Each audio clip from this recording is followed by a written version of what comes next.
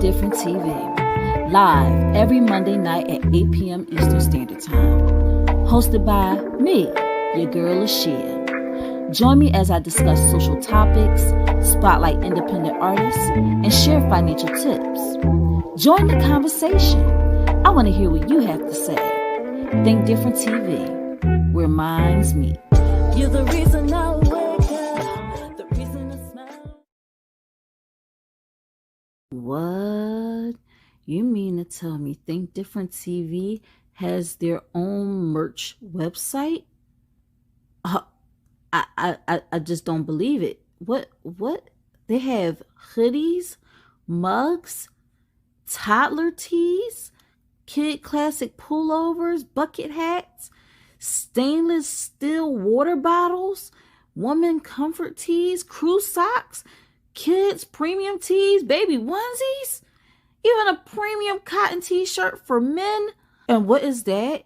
You can use the code EARLYBIRD to get 5% off of your order. And if you have Afterpay, you can split the payments. Oh my gosh, like this is just unbelievable. What colors do we have? Ooh. Fancy. That's nice.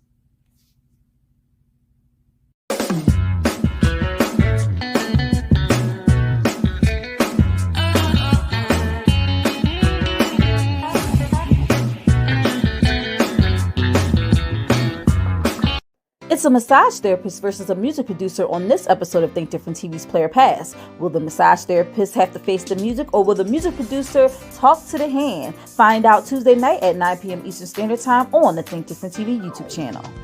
Imagine a high-stakes trivia game show where contestants face off in intense battles of wit, strategy, and nerve.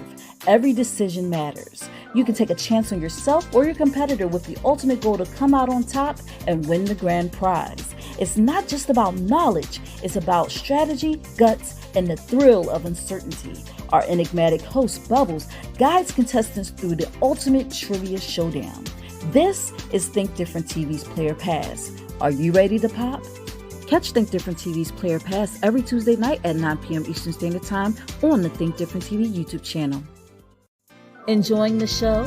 Big fan of trivia game shows? Would you like to be a contestant on Tdtv's Pop? We'd love to have you. Contact us at 267-225-1824 or email LaShia. Mind my business. Mind my business. Drink water and mind my business. Mind my business. I go drink water and mind my business. Mind my business. Drink water and mind my business. Hey, you're watching my mommy on Think Different TV. Hello. Welcome to another episode of Think Different TV. I am your host, LaShia. This is where minds meet. And today we have a very, very special episode.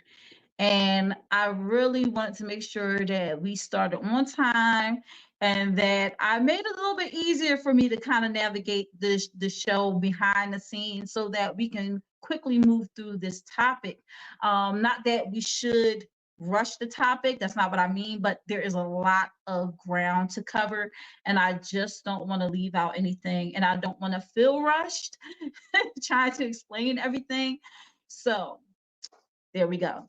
All right, really quick announcements. We have Black Magazine 31, that's King George on the front of the cover. He is the CEO and curator of Black Magazine 31. Make sure you go ahead and follow this young brother at Black Magazine 31 on IG. It's actually Black 31 Magazine, but on IG it's Black Magazine 31. All right, this is the first issue that I was featured in, and this is the other issue that I was featured in.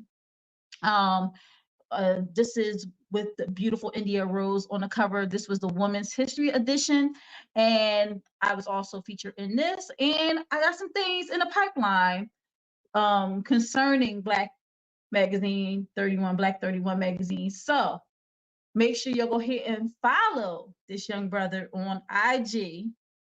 That way you can get the upcoming news. All right.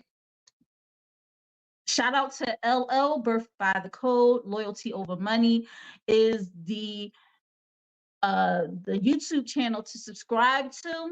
This is the project that he has worked on, and I am on 2 of the tracks, 9 and 13, Birth by the Code. Make sure that you go and show this young brother some love on YouTube. Make sure it's also streaming on all major platforms. So make sure you go and get that. All right. Shout out to Wise Choice Massage Therapy. This is my business. I am a licensed massage therapist. If you are in the Philadelphia area and you are looking to book a session, just hit me up at LaShia Star on IG. That's LASHIASTAR. I provide Swedish deep tissue, prenatal, and chair massage for corporate events. So make sure you hit me up. That is what keeps my lights on. That's what pays the bills. All right. And last but not least, we had the Tournament of Champions from Think Different TV's Player Pass coming up very soon. Super excited about that. We've been watching the Olympics, and the Olympics have been getting everybody riled up. This is the next thing that is coming up this year, and it is the week after the election. All right, so make sure y'all tune in. We will start our Tournament of Champions with Think Different TV's Player Pass. What did I get a chance to do over this weekend? Well, I had a very interesting weekend. It was a very productive weekend, okay? Not only did I work Saturday and Sunday, but I also had the pleasure of sharing the stream once again with Reg Reviews, and we did an exclusive review on Cindy, which is the first Black Cinderella. It was released in 1978. Make sure y'all go ahead and watch that review. Now, I must warn you, there are spoilers. So if you want to see the movie first and then watch our review, that will be better. The link is actually in the description of our exclusive review. So make sure you go ahead and check that out. All right. So those are our announcements. I'm going to jump to the comments really quickly. All right. We got Sean Wood in the house. He said, hi, Sean Wood. What's up? Thank you for tuning in to Think Different TV's Think Different TV. I'm sorry. I'm so used to saying Think Different TV's Player Pass. It's like it runs all together. So thank you so much for tuning in to Think Different TV tonight. I want to thank all of those who have been on the Think Different TV choo-choo train for the longest times. Those who are just joining the board, welcome, choo-choo. All right. Shout out to my Tdtv fam all over the country. I could not have done it without you guys, without viewers like you. And our sponsor, and earlier we already shouted out our sponsor, Euphoria Water. Shout out to Imitation by Jarrell. Queen been rocking out with me since the beginning of the show. And we're going to have a very enlightening Yeah, that's what I want to say. Enlightening conversation tonight. And I want to make sure that I have my Euphoria Water already in my Think Different TV mug. All right. I do have a website, and that video also played at the beginning of this live stream, and it will play at the end. And it's also scrolling along the bottom there. Well, actually, I should do like this, because when it plays back, it always shows me opposite the way I look right here. So so make sure y'all check it out. And we're going to jump into this hot topic. All right. Now, I will warn you, viewer discretion is advised. It is advised wholeheartedly, because this is a very deep topic. I'm coming in hot.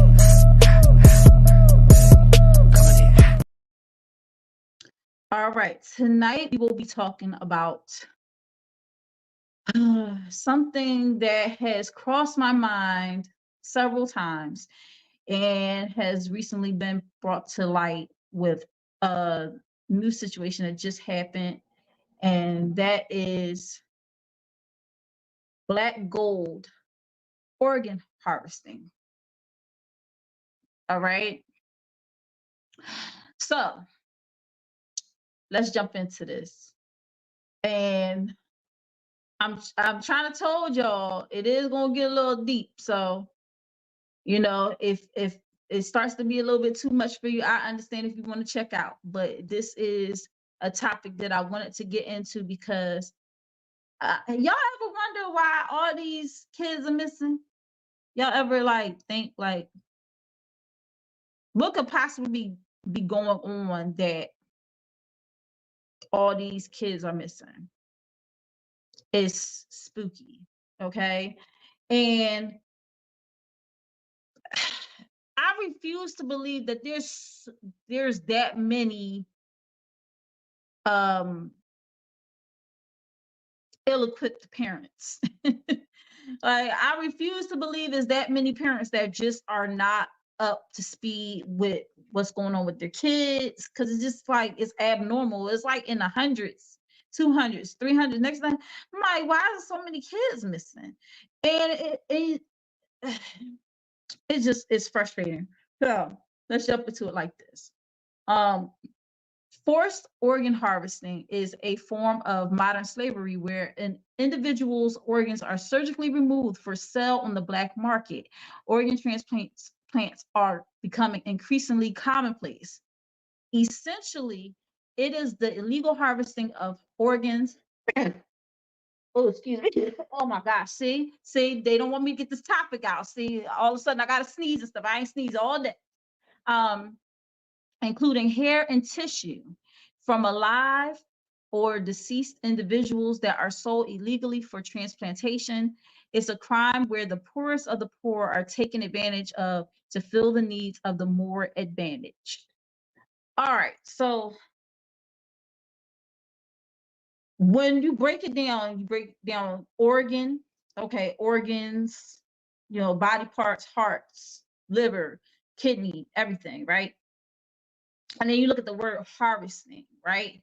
So when you harvest, when you sow seeds and then you reap a harvest or whatever, when you go out there to harvest your crops, you're essentially just pulling them from the dirt and you're getting them ready and prepared to eat, sell, whatever, right? So I think that's the negative. It has a negative connotation to it. Even though it simply means to remove the organs. Now, there are different reasons why people would want to harvest organs from people. Now, one, of course, the number one thing is you have organ donors and you have people who are sick and they need the organs to live. I mean, we've had many movies where this is actually something that is a good thing, right? Because the people that eventually end up donating their organs are people who are passing away. And at one point in time, this is seen as a very noble thing and all of those things. And people were willingly put in that they were organ donors on their IDs. And it was like, if I can save a life, I want to save a life, and this, that, and third. And a lot of popular movies, well, 5 of the top movies about organ donation is Two Hearts, and y'all know 7 Pounds. 7 Pounds was the movie with Will Smith. John Q, the movie with Denzel. My Sister's Keeper, and 21 Grams. So 7 Pounds, when you first watch the movie, I'm not gonna lie, when I first started watching the movie, it was kind of boring to me because I was like, I'm not understanding why this person is reaching out to all these people, and come to find out that he was trying to make sure that these people were worthy of getting his organs or something like that. That's how I took it, right? Well, anyway, Will Smith, he ended up passing, and then what ended up happening is that 7 people got his donated organs. John Q, that movie took me on a roller coaster because, you know, here's a man who would do anything to save his son, right? His son passed out on a baseball field, and he, you know, he had a heart problem, and he needed a new heart to keep going. And went to the hospital, and they was trying to say it's this amount of money, and it was like so expensive. And he was just like, so if I don't pay it, like essentially my son dies or whatever. And he just went crazy. He held the whole hospital up, and people first it was like this crazy man, then they started realizing like why he was doing what he was doing. And so some people kind of, you know, rallied behind him so that he could, you know, because he said if he had to, he would take himself out to donate his heart to his son because he didn't want his son to pass away. All right. So with that being said, there are times when situations like that you will want to make sure that people are organ donors, but we got to realize that if it's not like a kidney or a piece of a liver, somebody has to pass away in order for somebody to get an organ. Like if somebody is like, oh my gosh, like my heart, and they need a heart transplant, somebody has to pass away for this person to get the heart. Same thing with lungs, with anything that, you know, that because you can live with one kidney. It'll be difficult to do, but you can live with one kidney, and you can live they say your liver regenerates. So if you donate a piece of your liver to someone, then they could still, you can still operate, you can still live. You get what I'm saying?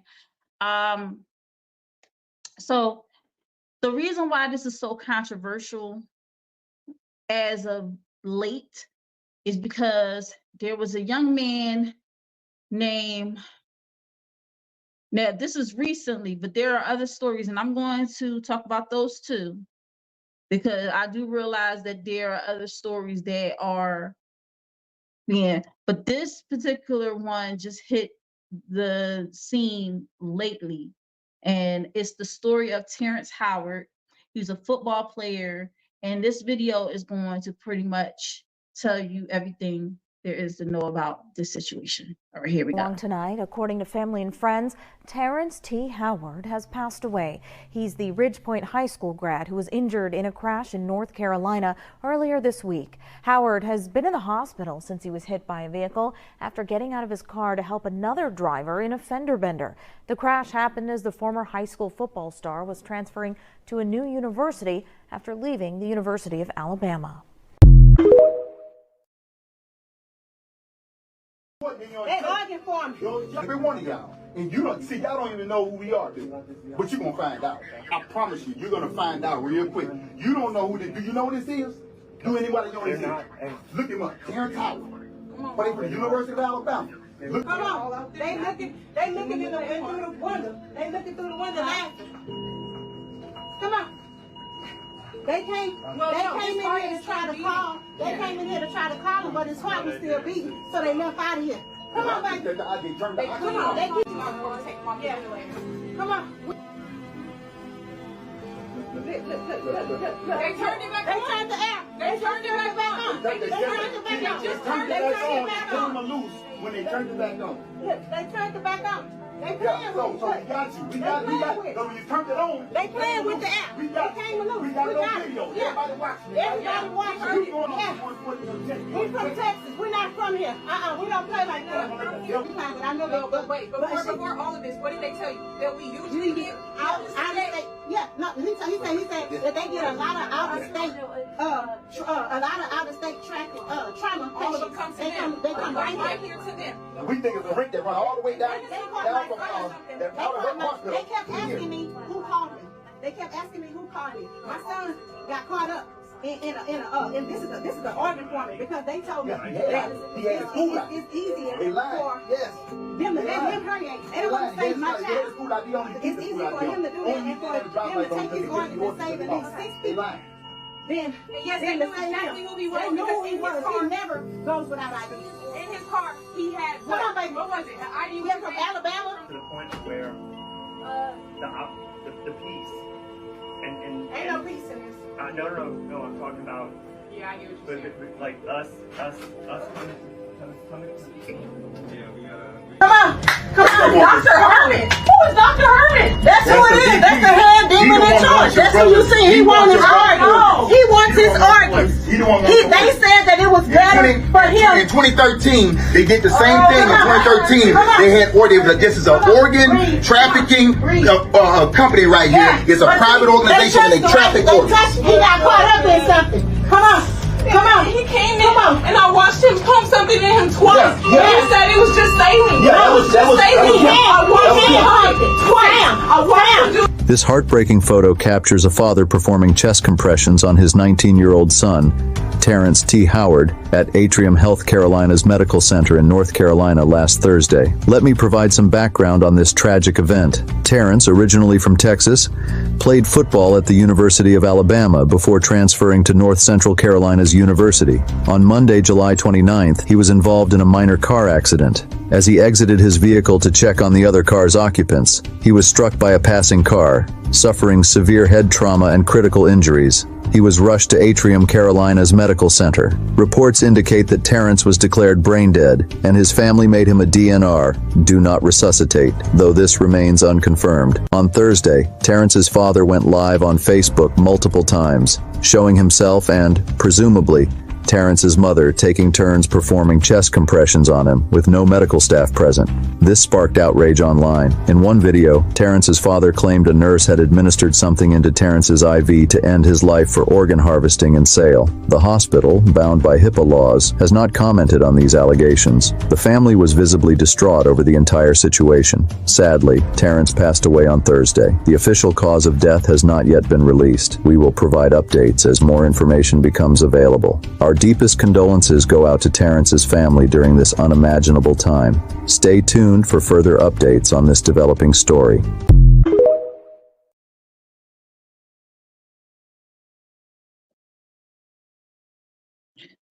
Wow.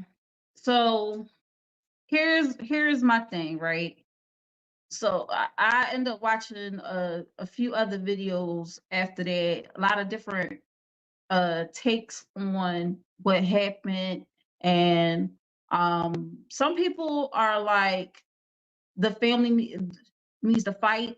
Unfortunately, Terrence Howard did pass away. So some people are like, oh, well, that's exactly what the hospital wanted them to do because they wanted, and oh, he probably had organ donor on his ID, and which we will probably will never really fully know what the whole situation was, because of HIPAA laws, and a lot of people forget that a lot of these situations with hospitals and everything, it's only so much that could be revealed. And if the family wishes to reveal it, they can, but the hospital itself is never going to release any information on the patient because of HIPAA laws. It's very unfortunate that this is this child's final moments on earth. And I don't even know if he could have been saved. I don't know if he was, if he was able to be saved, and we probably won't ever know. The family is saying one thing, but it could have been a totally different other thing. They could have just let their emotions get the best of them because this is their son, and their son was due to become very he was going to be in college and playing football and all these different things, and had so many things that he had to accomplish, and he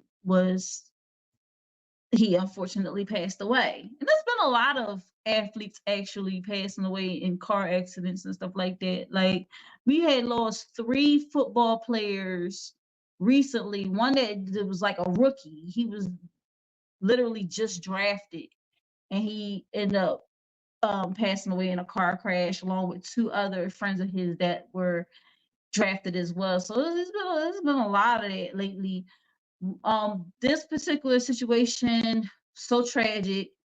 He got into a fender bender, went to go check on other people, and now as he was walking back to his car, another car struck him and knocked him far. And then he ended up going to this hospital, and they're trying to say that the hospital was into some crazy stuff where they was waiting for him to pass away so they can harvest his organs and sell them on the black market. And that's why I wanted to do this topic, because we don't know if that was the case here. We don't know if it was just like nothing they could do, or I don't know.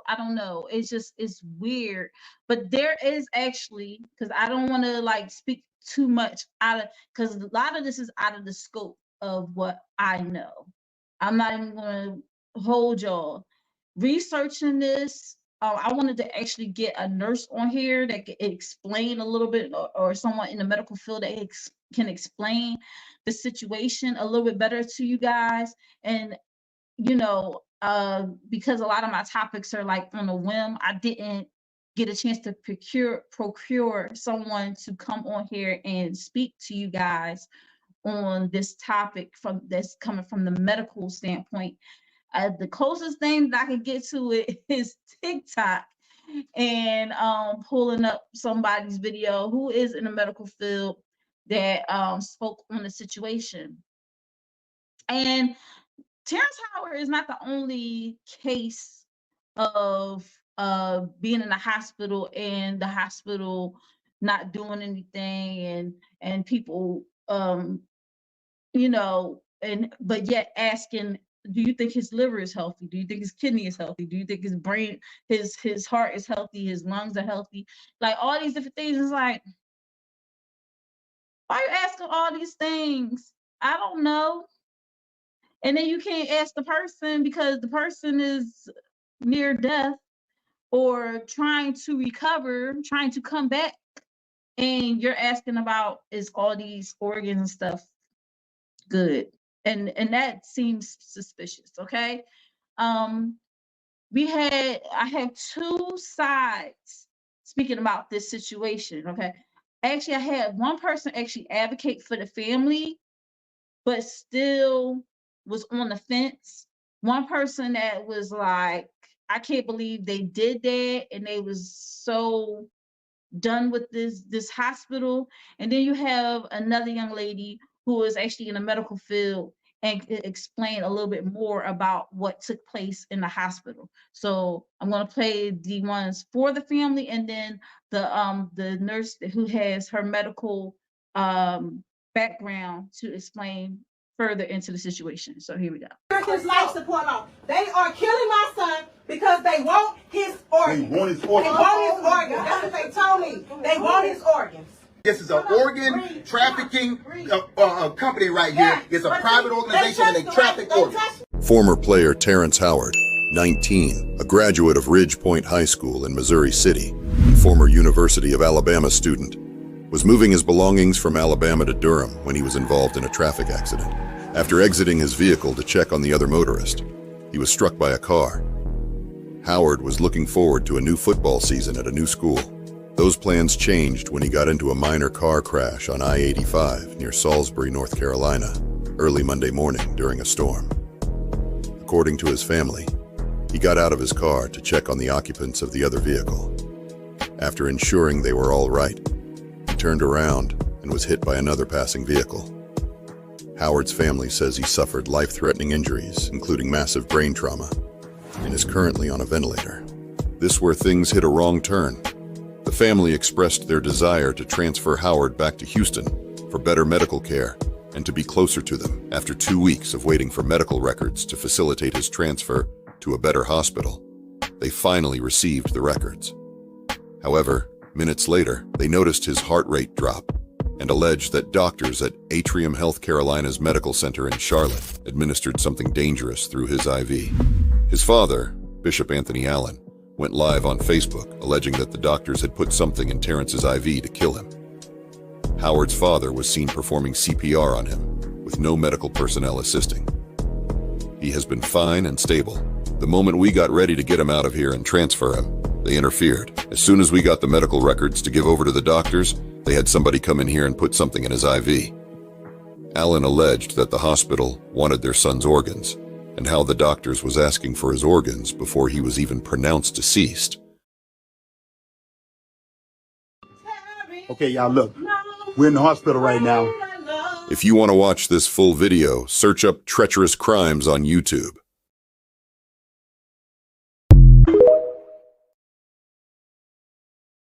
I'm really glad that you said this. So a DNR is do not resuscitate. So I don't know if this young man had that or not, and I don't even want to speculate. But I'm glad that you made this comment, because I think that we need to talk about this in our households more. You need to talk to your family about if you want to be resuscitated, if you want people, the doctors or whatnot, to fight for your life should something like this happen. Like, we don't be knowing, right? We never know what's going to happen. We never know when we're going to go. So at least have that conversation in your household. My family know, do everything, they already know, do everything in your power to try to save my life. I don't care how long I'm out for. Save my life if you can. But I do have family members, and I had an aunt, and I'll never forget, and I was so upset with the doctors because they were just letting her die, and I didn't understand DNR. I didn't and so I was so pissed off. But now that I'm older, that was her wish. That was her choice. So talk about that with your family. Let your family know what you want, life after death, or talk to your family about it. It's an important topic. Okay, so I wanted to talk about the Terrence Howard situation, the 19-year-old football player who was hit by a car and was on life support, and his family took a video and somebody started doing CPR. So I understand that a lot of Black people have a distrust of medical personnel and organ donation. It makes sense. There was a time when Black people were being harvested for their organs. However, I work in the ICU, so a lot of my patients are intubated, meaning they have a tube in their throat, the way that this patient was. And I have had an organ donor before. Number one, if this kid signed a DNR, or if his family signed a DNR, that means do not resuscitate. You do not do compressions on somebody who has a DNR. You can give them emergency medications, depending on if they're an A, B, or C, but you cannot do compressions. Furthermore, if they wanted to harvest his organs, he would have to remain a full code. And if a patient is an organ donor, they literally have to do everything they possibly can to save the person. Because once a person dies, once they have cardiac death, their organs are no longer viable. You cannot retrieve organs from a dead person after their heart has stopped beating. That's why organ donation and transplantation is an extremely quick and oftentimes barbaric process. Organ donors cannot be DNRs. They have to remain a full code. Now, sometimes people don't understand when a person is a DNR, what that necessarily entails. And if they were not properly informed, that is a whole other issue. But what really angers me is this fear-mongering and the spread of misinformation, especially because there are so many people in need of transplants. Does that mean that somebody else has the right to use your body for organs? No. But when we spread misinformation like this, it just creates unnecessary fear and further distrust of medical personnel and the medical field in general. It is a very sad situation. He was a young kid. He had his whole life ahead of him. But number one, it's extremely distasteful to upload a video of somebody getting compressions. People don't realize how traumatic compressions are to the body. And to upload it online, that is a whole different issue. And honestly, it really decreases that person's credibility, because why are you showing somebody in that vulnerable state? And also, like, why is a family member doing compressions? It's one thing if the person is not on a monitor, but if somebody is on a monitor, everyone in that unit knows what that person's vitals are at all times. You don't miss somebody dying. And also, you don't do compressions on somebody with a pulse. The whole point of compressions is to get somebody's heart to start beating again, along with emergency medications like epinephrine, atropine, lidocaine, vasopressin. I truly think that there needs to be more education surrounding resuscitation and what it looks like when someone is on a ventilator who doesn't have brain activity. Some people that are on a ventilator can be declared brain dead and still have certain reflexes. That does not mean that they have consciousness. It often fools family members because they will like do this with their eyebrows or like flinch or like have some type of reflexes with their limbs. But a lot of times it's just posturing. And that actually is a sign that somebody has very little to no brain activity. As an ICU nurse and somebody who is taking care of a brain dead patient who donated his organs, the things that you're seeing, you should not be so quick to believe if you don't have any experience in healthcare or critical care of any sort. Many people do not understand what actually goes on in critical care, which is fine. But if that's the case and you know that you don't have any understanding or experience, you should not spread misinformation. It's extremely dangerous.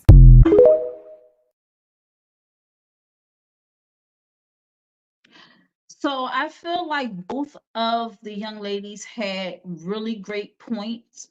And so this is why I say this is Think Different TV, because there are so many different points of view on a specific topic. And I don't really know how to feel about the whole situation with the hospitals being part of this bigger conspiracy, where I know that there are some things like that. Like there's some conspiracies that can happen within a hospital. I mean, everywhere there's conspiracies, right? But my thing is that it's so touchy of a subject as far as hospitals are concerned. And I mean, I had this other young lady who told her story of when she went to the hospital and she, it seemed like they were trying to get her to code so that they could take her. Like, it's a very real fear, because it happens. It happens more than we care to talk about. And so a lot of people are like, oh, like, it is not too far-fetched for somebody to say, oh, they might have been trying to take me out of here so they could take my organs, because it's been happening a lot, a lot. And with the help of social media, now we are learning more about these cases, and it's not a secret anymore. It's not like well hidden.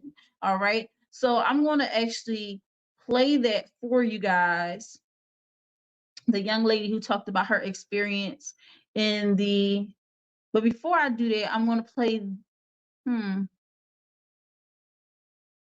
going to give you all a little bit more backstory on organ harvesting, and then I'm going to play her video. Okay, here we go.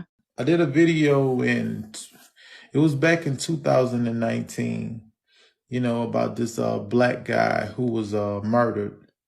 And when they took his body to the coroner to do an autopsy, they found out he didn't have a heart. Somebody had cut his heart out and took it from him. There was another situation in Chicago where this father and son had a funeral home, and they was actually selling the body parts. They was replacing bones with metal pipes and things like that. And they was selling kidneys, liver, hearts. They even had heads. In one corner of the funeral home, they actually had a bucket full of heads, and they was selling that.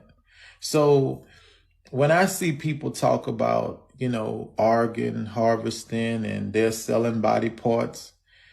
That's true.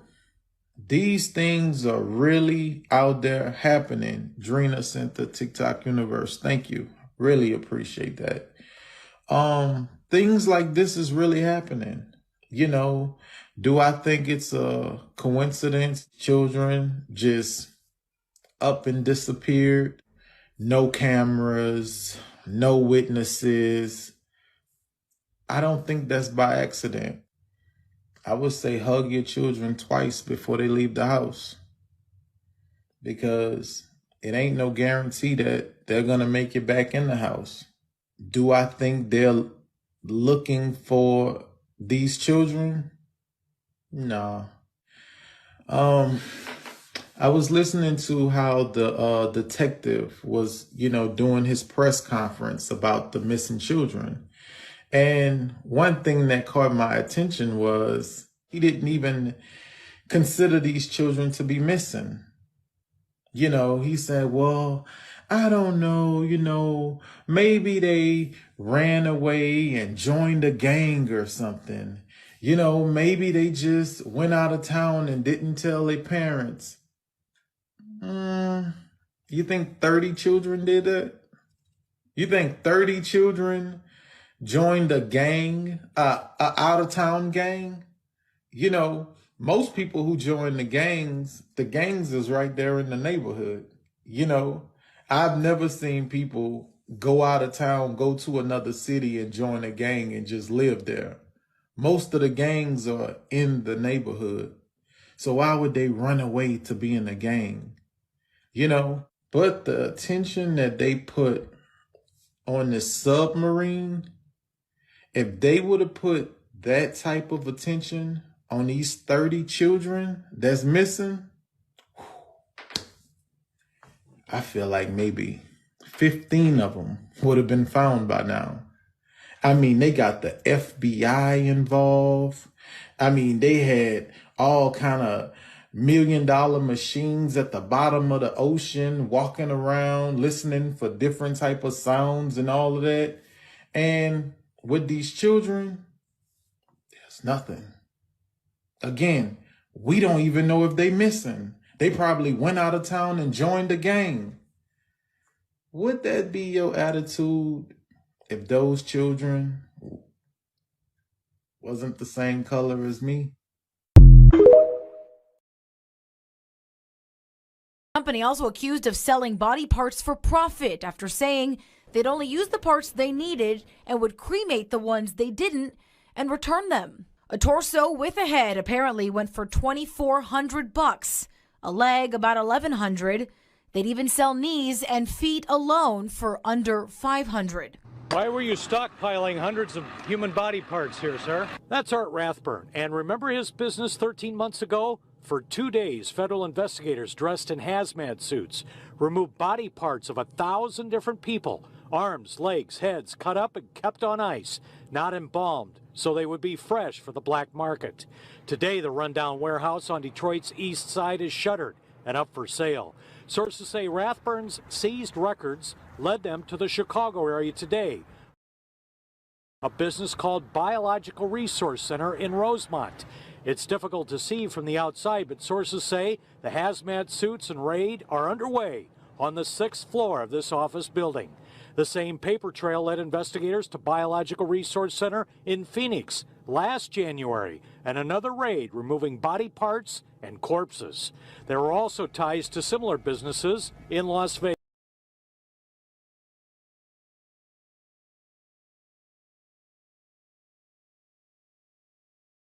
Got here, they say that they found 3 5-gallon buckets filled with 2 human brains, a heart, livers, skin, lungs, and a child mandible with teeth. Now, police say they later found that this was the home of 40-year-old Jeremy Pauley at one time, and they found that he was trying to buy additional human remains through Facebook Messenger from a woman in Arkansas. Police say the woman stole the body parts from a morgue in Arkansas, sold and shipped the items to Pennsylvania, then through the United States Postal Service. The packages were intercepted in Scranton through a joint operation conducted by FBI agents, USPS agents, and the Pennsylvania State Police. Now, District Attorney Sean McCormick, he says this is completely new territory for his office. I've been doing this for over 30 years. This is the first case of this type. You know, I really, just when I think I've seen everything, something like this comes along. Now, this is actually not the first time that Pauley was approached by police. Police say back in June, they actually got a report that he was selling human remains on Facebook. And they say that when they came to his home, they found 3 full skeletons and up to 20 human skulls. Now, at that time, the police say that it seemed that those artifacts were very old and actually legitimately purchased, so nothing happened at that time. But now the district attorney's office says the struggle here is to find out what is legitimately purchased and what is illegal dealings of these human remains. So at this time, he says that is completely new territory for his office. But as for this last incident that happened in July, they say that he has multiple charges against him now, one of them being dealing in proceeds of unlawful activities, as well as abuse of a corpse and receiving stolen property. Pauley was arrested and then released on a $50,000 bond. Live in Enola, I'm Jocelyn Howard, WGAL News.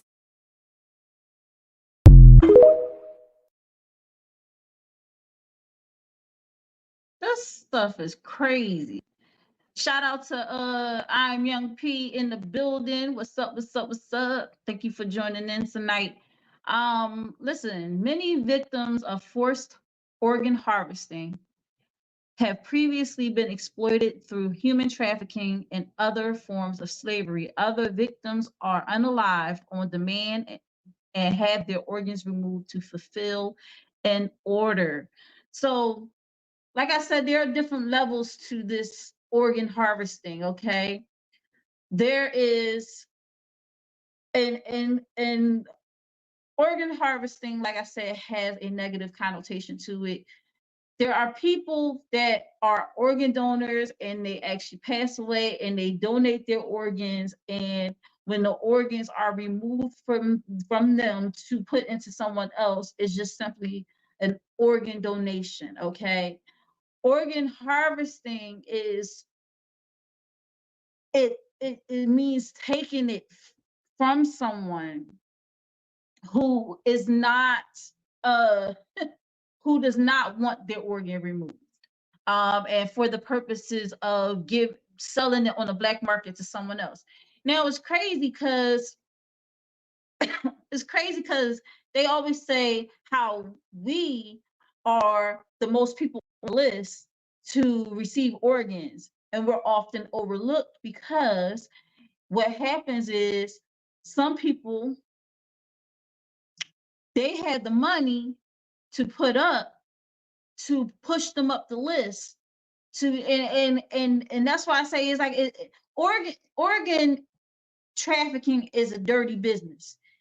It's done in every aspect of the game. It's done in hospitals, it's done, you know, even with donations, is that you have people that be on a list for years because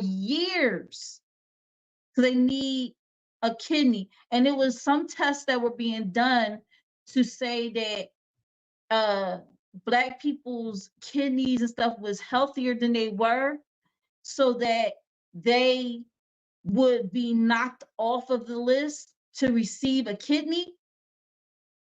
So they trying to kill us. Sorry, they're trying to unalive us in this field to get our organs to put in someone else. Now, if our kidney is bad, that don't mean our heart is bad. That don't mean that our lungs are bad necessarily. So, you know, us being on the list to get a new kidney means that our kidney is failing, which means that eventually we will expire. And when we expire, it opens up the floodgates for people to turn around and have access to these organs. Now, there's some people that cannot wait. There are some people that cannot wait. Like John Q, like how he was like, well, he didn't think about, taking out anybody else. He was like, I'll take out myself and give my heart to my son. But there are some people out there that, like, listen, they see us as expendable. So they will find ways to get us and unalive us so that they could get our organs. We're expendable to them, but our organs are viable to them. And it's not like, their organs aren't valuable. It's just that they also value their lives over our lives. So when I hear people say Black Lives Matter, it's so many different aspects that comes into place. Okay, yeah, we don't want to get shot down in the street. Yeah, we don't want to, but also we don't want to be on the bottom of the totem pole and still being seen as 3/5 of a person, because people want to get what they can from us and live. I think even Get Out was like that premise where they was using Black people to help white people live longer. It's crazy. So what else I have here? Is organ harvesting legal in the U.S.? It shall be unlawful. It shall be unlawful. See the wording there? It shall be unlawful for any person to knowingly acquire, receive, or otherwise transfer any human organ for viable consideration for use in human transplantation if the transfer affects interstate commerce.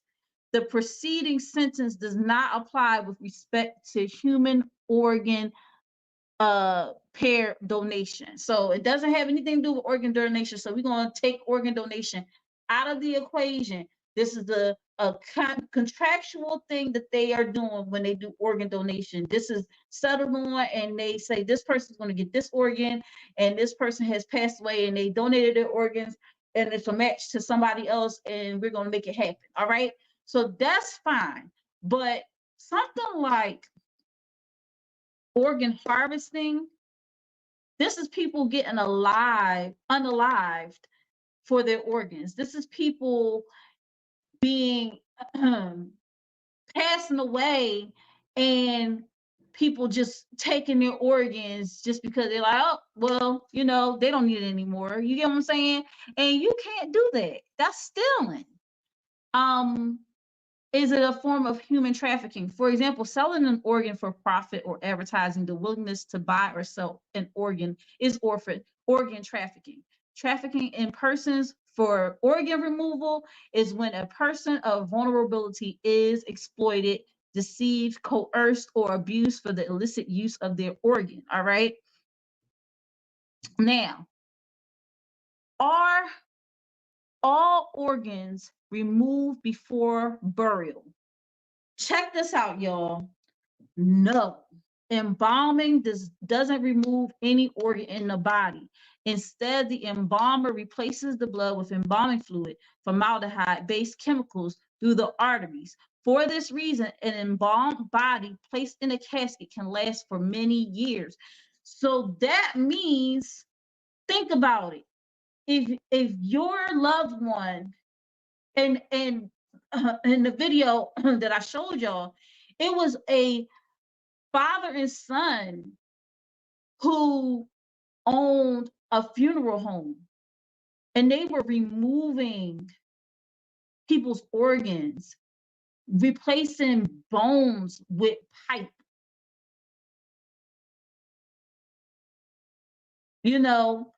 and and still doing the body to make the body look like it's, but you open it up, there's no organs inside of there.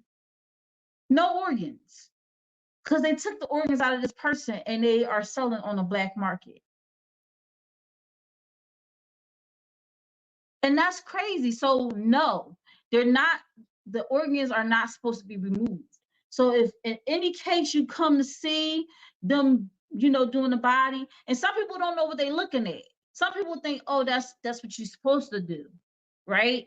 They think, oh, that's what you're supposed to do. But no, if you walk in and they're like cutting the person open and they're removing stuff, tell us we have to remove all this to put the embalming fluid in, they're lying. And I hope that this is educating people on this, because some people, like I said, they don't know. So when they don't know and they come into that situation, they're like, did I see something wrong being done? But then again, I don't know anything about this business, so I don't know if that's supposed to happen or not. So no, it's not supposed to be removed. Also, I want to make a quick announcement. If you are watching on Instagram right now, thank you so much for tuning in. If you're watching on Twitch, thank you so much. YouTube, thank you. Facebook, thank you. Instagram will probably shut off at the hour mark. So if you want to mosey on over to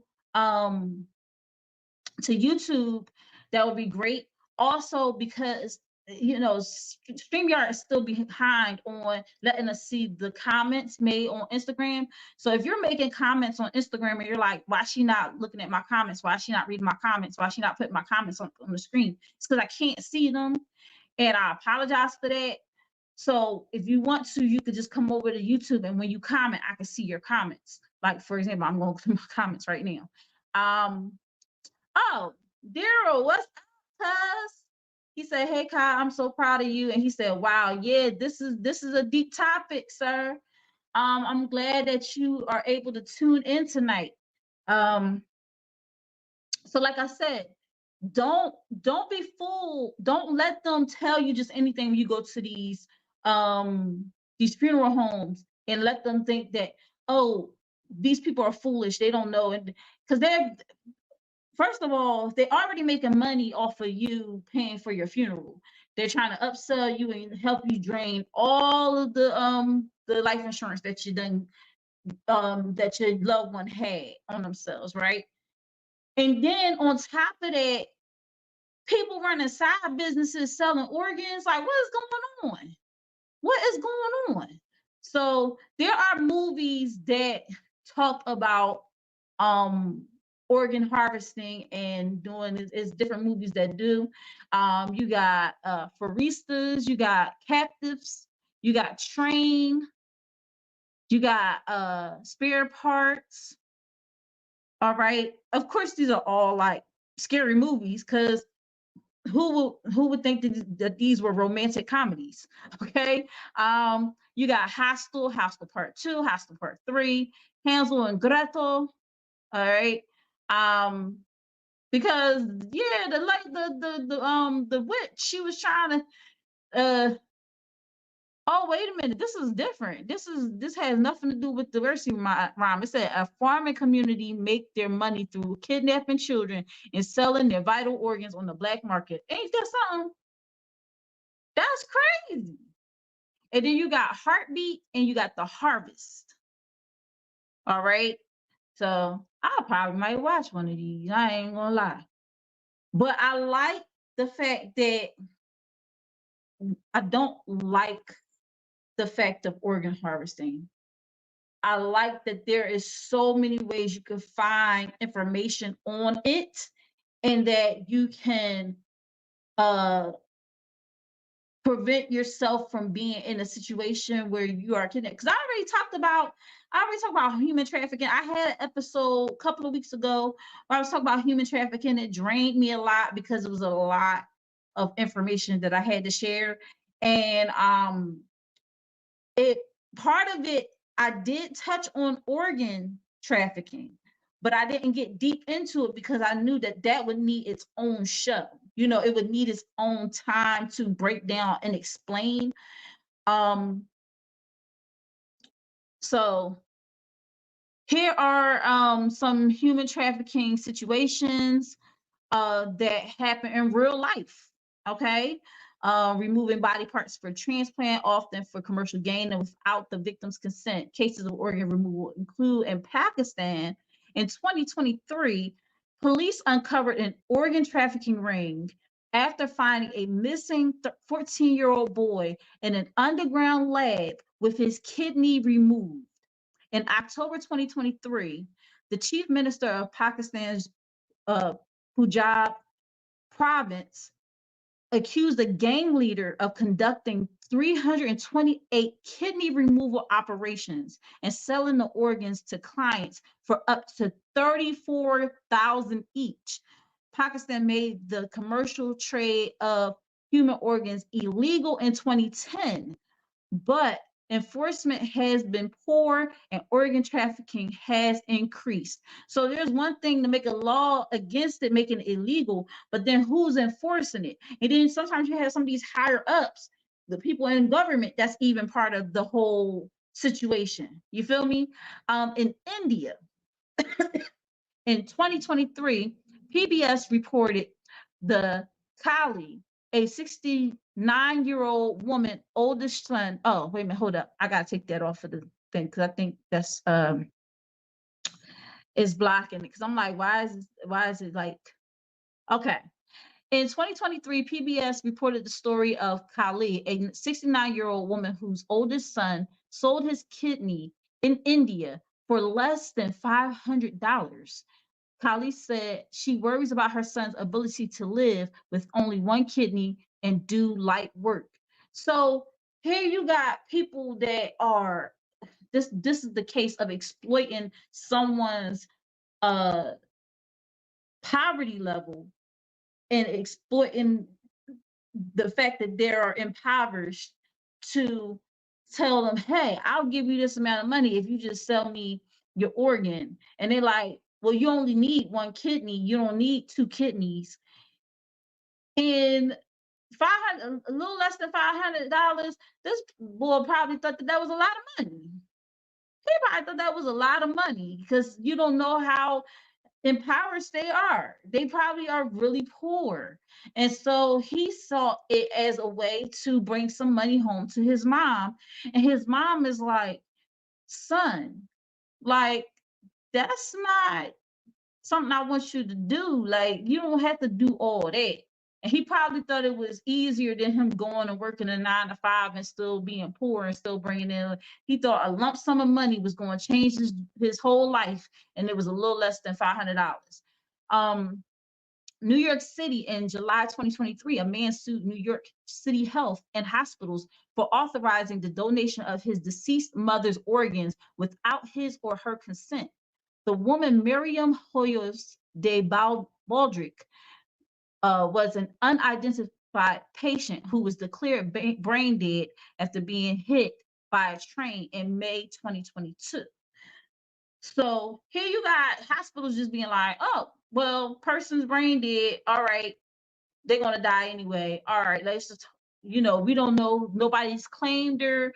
Nobody came in and said that this is my mom, this is my sister, this is my, my wife. So let's just sweep it under the rug, take her organs and give it to people that need them. And if you have a certain blood type, oh my gosh, like certain blood types are a gold mine to people. Like they are like, oh, you're what blood type? Oh, okay, all right. I remember I did a whole story. I did a show where I was talking about how Black women are mistreated in the healthcare industry. Hey, I'm starting to tie all these shows together. But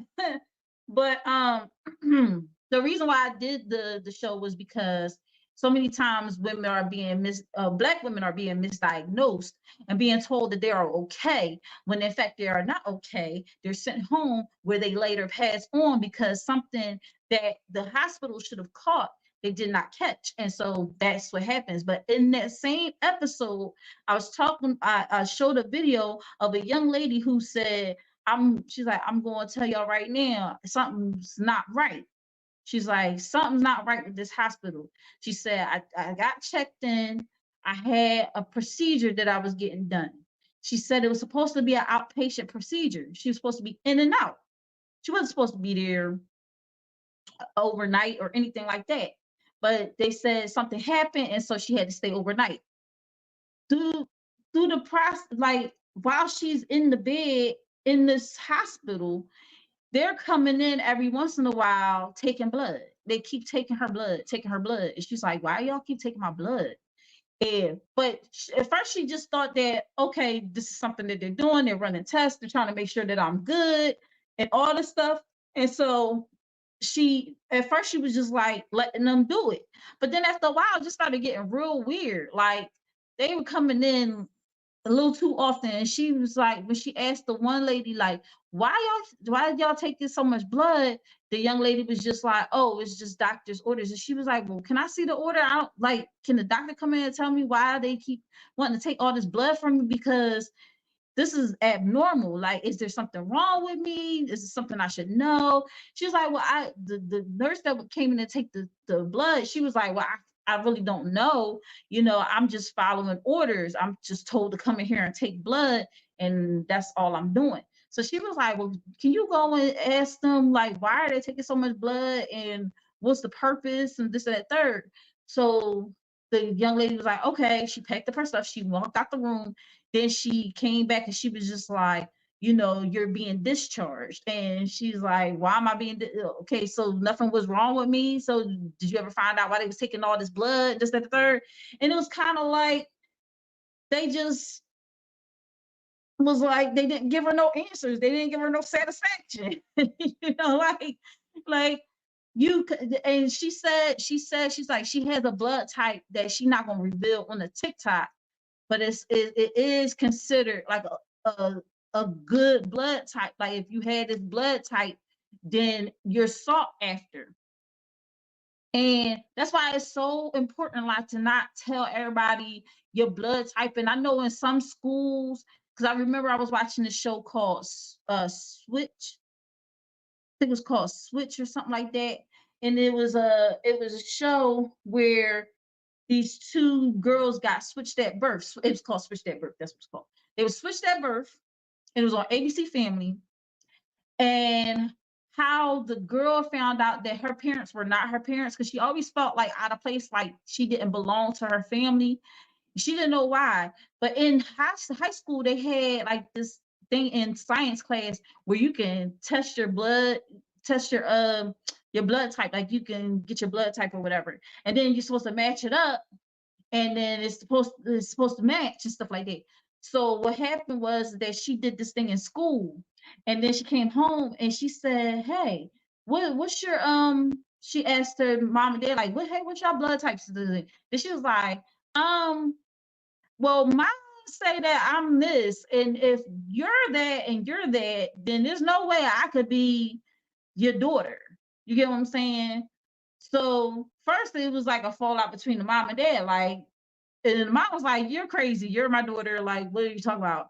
And they go get her tested, and come to find out that she is indeed not their daughter, and that they went back in time, went to the hospital that they was, and come to find out that they indeed, the two girls got switched at birth, which was crazy. It was a crazy show. It was a really good show. It was a crazy show. But I was just like, they doing that in schools where you could test your blood and find out the blood type, and then you never know who's in the class and who's teaching the class and who's running the school, and all your information just all out there, and that's spooky to me. You feel me? So you don't want to just willingly just give up your blood type or tell people what your blood type is, because first of all, that's weird anyway. Why would that even come up in conversation? Like, hey, what's your blood type? You know, it's not like asking somebody what their zodiac sign is. Like, come on. So that really, you want to be careful with the information that you're putting out on the internet, which I did a show about that too. You want to be careful about the information that you just tell people, because you never know who's looking to use that information against you. And then the whole thing with the kids, this is what really get me, like all these kids just disappearing. Healthy kids, not sick, just disappearing. The parents don't know where they at. And you trying to tell me that, like the dude said in the video, there's no way, because he's absolutely right. Around the time that the submarine thing was happening, it was a whole lot of kids going missing. And they was like, what if they're using this to distract us from what's going on with the kids? And it absolutely did work for a lot of people, because see, people so focused on the stupid submarine and why these millionaires going down in the submarine to go see the Titanic and all this different stuff. And then we're so fixated on that behind our backs, because it's a red herring that they done threw at us. And so behind our backs, what's happening is that all these kids getting snatched up, and then, you know, either for human trafficking or for organ trafficking. And I don't like to be like, I don't like to be a scary person. Like, I don't like to just be like, oh, I'm so, you know, there's so many things out there. So I don't want to be a Chucky Finster, okay? And people who know Rugrats know who I'm talking about. I don't want to be that person, but I'm also not a Tommy Pickles either, okay? I realize that there is a medium. There's a medium, okay? And so when I see those stories, these kids just disappearing, I'll be like, yo, how do you not notice that your kid missing? How do you not notice that? Why are these kids walking alone? Why are they not, like, why are you not checking on them? All these kids got smartphones, but nobody care to put a tracker on the phone and nothing like that. We don't know where they at. We don't know where they at, right? So it's really mind-boggling to me. What is this one? Oh, scientists began experimenting with organ transplants in the 18th century, but the first successful human organ transplant was performed in 1954 by Dr. Joseph Murray in Boston, Massachusetts. The transplant was between identical twins and involved a kidney. Murray's technique has saved over 400,000 lives worldwide. Here are some other notable milestones in the history of organ transplants. 1966, the first successful kidney pancreas transplant. 1967, the first successful liver transplant. 1968, first isolated pancreas transplant and first successful heart transplant. And in 1980s, lung and intestinal organ transplants, okay? So here's the thing. Now, we're making all these technological advances, these medical advances, and people can live another day on someone else's organ. We made it possible. We know how to do it. We know the technique. We know But then you have people that use this information, this great information, to do bad things. And then you're like, wait a minute. What you mean? You, like, people inviting people over for dinner, and the next thing you know, you're chained to a wall and they're trying to harvest your organs. Like, because they learned how to do it. They went through medical school and all these different things. And it's been, how many times have we seen people get into a profession just so that they can do evil things with their profession? They get through all the tests and everything, and then because they're smart, they know what their goal is, their end goal is. Or some people that end up getting caught up because somebody with a lot of money start whispering in their ear, hey, I know you making like $250K a year, but what if I told you could make $1 million a year? What? Yeah, we can quadruple your salary per year. Come and join us, because we know all the people that's really good at doing heart transplants. You don't think that them bad people be peeping like, might be a good person to add to our team. Give them a call. See what they say.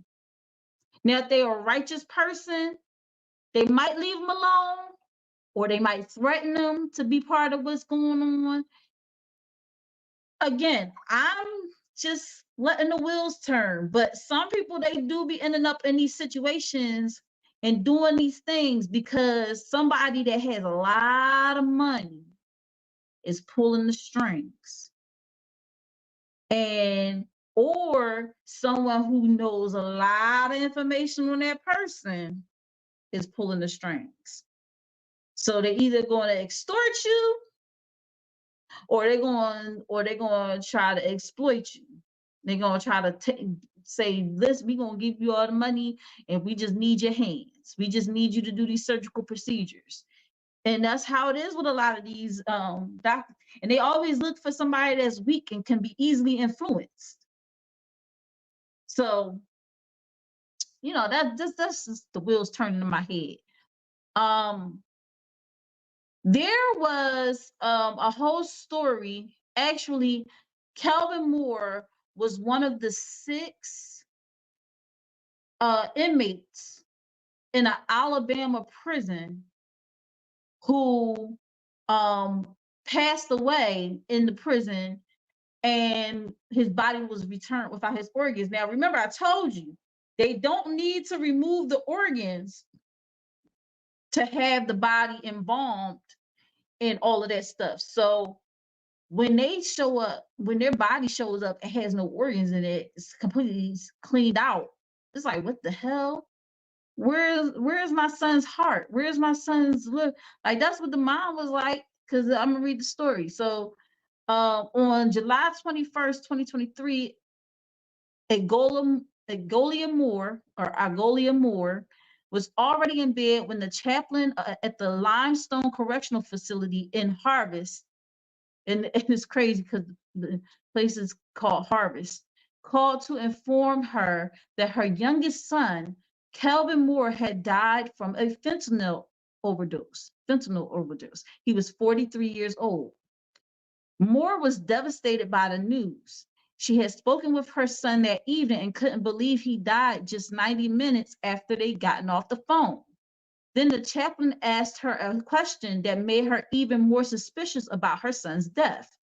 He said, "Who's over him?" That's what she said. She said that he asked who's over him. 82. She's 82 years old. She said when I met with her in Mobile. I guess this is the person that's writing the story. They're messing me up. Okay. So and then she said, I'm his mother. I said, he has no wife, no kids. I am over him. 6 days later, Moore's body was delivered to his hometown, which is about 350 miles from the prison. Because he died while in custody, Moore's body was first sent to the University of Alabama at Birmingham, which conducts autopsies for the Alabama Department of Corrections.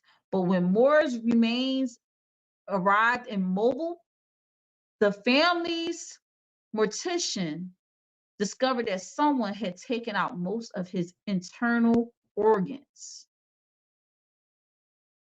Crazy, right? So here's more about this. So five families, excuse me, I said 6 earlier, that's my bad, have filed lawsuits claiming the University of Alabama at Birmingham's Department of Pathology removed the organs from dead inmates in the Alabama Department of Corrections without permission from their family members. The lawsuits filed in state court last week described similar circumstances, in all 5 cases. This is reported by WBRC Gray News, all right? Each of the inmates were sent to a UAB to have autopsies performed after their deaths. According to the lawsuit, but when their bodies were released to the family, they discovered they were missing some or all of their internal organs. If y'all want, y'all can find this this entire article online, but the first person was Charles Edward Singleton, all right?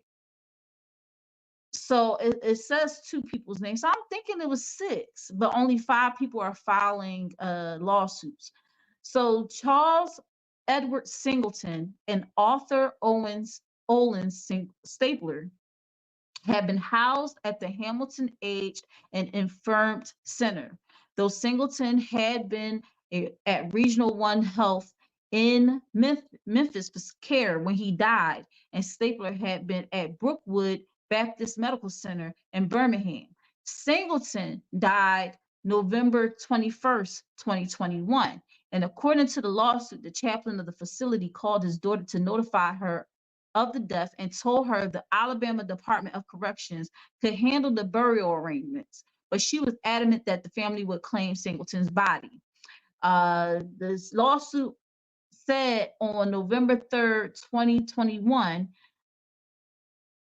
okay, the UAB Department of Pathology received Singleton's body to conduct an autopsy, remove organs and tissues without the family consent.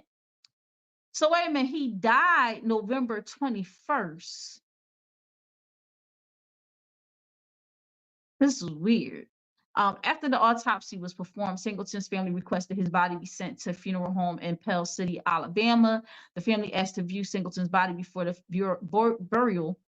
But what's wrong with my mouth today? Like, why am I stumbling? I'm sorry, guys. But according to the lawsuit, the funeral director told the family that Singleton's body was already in a noticeable state of decomposition, characterized by advanced skin slippage. So that's one person. Then you have Arthur Olin Stapler. He passed on September 23rd, 2023. And UAB received his body for an autopsy 2 days later. Stapler's family requested a second private autopsy. However, the lawsuit said that wasn't initially possible because his internal organs were not present in his body cavity, nor were they present along with the body. So like it's like they just disappeared. The doctor attempting to perform the autopsy contacted UAB to retrieve the missing organs and was able to perform a second autopsy. All right. So then you have, again, y'all can read the entire article. I'm just skipping around. Then you have Jim William Kennedy. He passed on April 13th, 2023, while in corrections custody at Limestone Correctional Facility. His body was taken to UAB's Department of Pathology overnight between April 13th and April 14th for an autopsy. The lawsuit said 4 days after Kennedy's death, Limestone's chaplain contacted Kennedy's brother to notify him of his death. 4 days after he passed away, they was like, all right, he passed away on the 13th, but we're just telling you on the 17th. That's weird. Soon as I know somebody passed, I'm going to tell the family. Like, why would I wait 4 days unless they were trying to cover something up? You feel me? So the chaplain told Kennedy's brother that they had been trying to reach the family for a few days. Sure. However, all members of the Kennedy family checked their phone records and did not have any missed calls from anyone connected to the ADOC, to the Limestone facility, or otherwise connected to decedent Kennedy's death.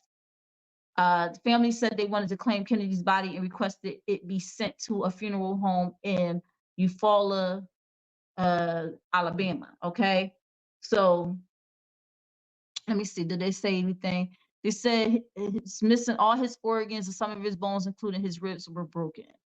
So again, and the family never received the organs. Anthony Perez Brackens, he passed away June 28th, 2023. Again, same situation, you know. According to the lawsuit, the family asked about how to claim Bracken's body and belongings. The chaplain sent the required paperwork to the family via email. The next day, UAB received Bracken's body to perform an autopsy. The lawsuit said the Bracken's family asked for his body to be sent to a funeral home in Decatur, Alabama. They said that the organs had, the family asked why the organs had been removed and why Bracken's had been embalmed. So they removed his organs and embalmed him.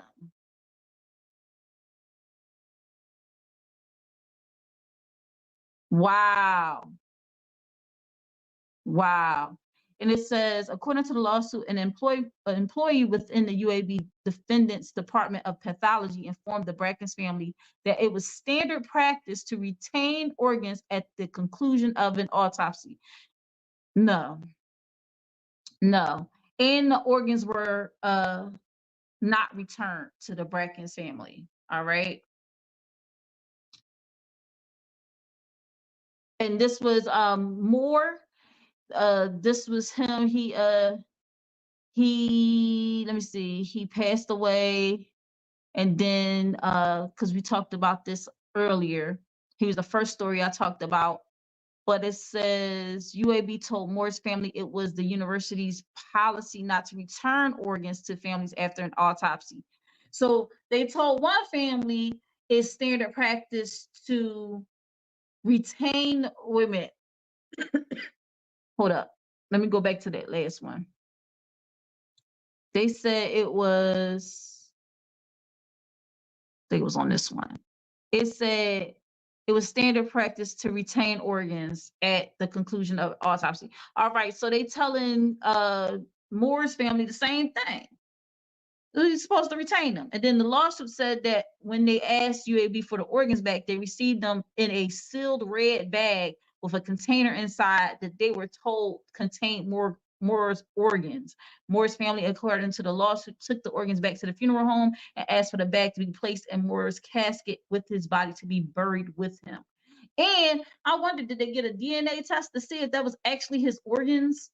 I hope they didn't just pass them a bag like, I think this is his. You know, I hope that wasn't the case. I hope that is actually his organs. Wow. And it's, it was 6 cases. And this was, I'm sorry. His name is Dotson. Yeah, Dotson. So a 6th case was filed in December 2023 on behalf of Brandon Dotson after his family alleged his body was returned to them without a heart. The Dotson case has since been dismissed. In response to lawsuits, the university said in part, we are in compliance with laws governing autopsies. Our protocols require documented consent under the law, which includes consent for disposition of organs removed within the clinical standard necessary to determine a cause of death. UAB only conducts autopsies for incarcerated individuals after ADOC certifies that the autopsy has been properly authorized by an appropriate legal representative of the deceased. A panel of medical ethicists reviewed and endorsed our protocols regarding autopsies conducted for incarcerated persons. Due to the pending litigation and laws related to the privacy of the medical records, we cannot comment on any specific autopsy because of HIPAA. UAB also said it has one of the highest ranked pathology programs in the country, is accredited by the College of American Pathologists, and is staffed by stop using all these big old words. People with credentials. They got credentials, okay? Under Alabama Senate Bill 22, it states medical examiners, deceased individuals, next of kin to be notified when organs retained by medical examiner prohibited from retaining organs for use other than autopsy. All right. So again, I said that was reported by WBRC, the Gray Media Group. Shout out to them for covering this. Now, that's when people are locked up and become wards of the state.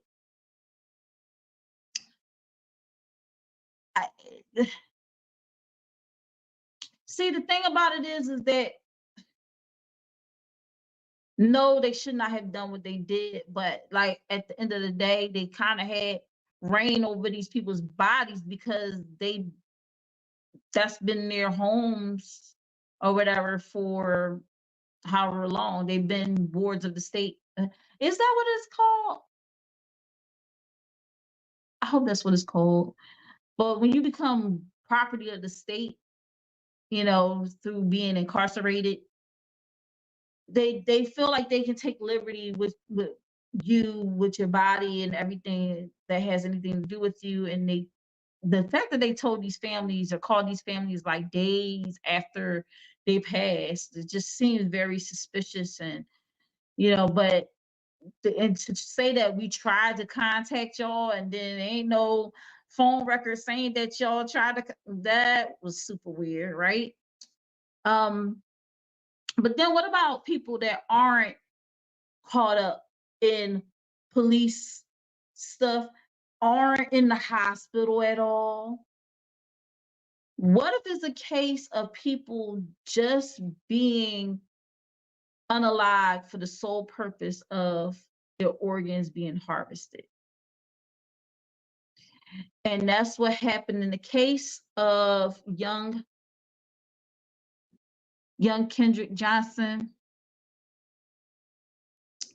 This story bugs me. This story bugs me to this day. This happened over 10 years ago. We're going on a decade of this young man not being here anymore. He would have been 27 years old this year. And this particular article comes after their parents decided to file a federal lawsuit against local sheriff's office and state investigators.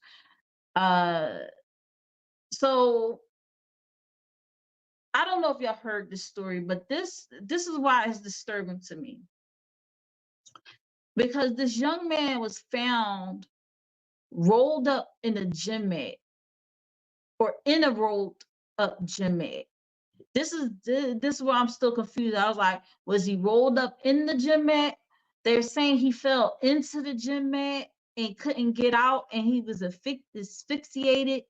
But if he died and from being asphyxiated from a gym mat, why when they find him, his organs are removed?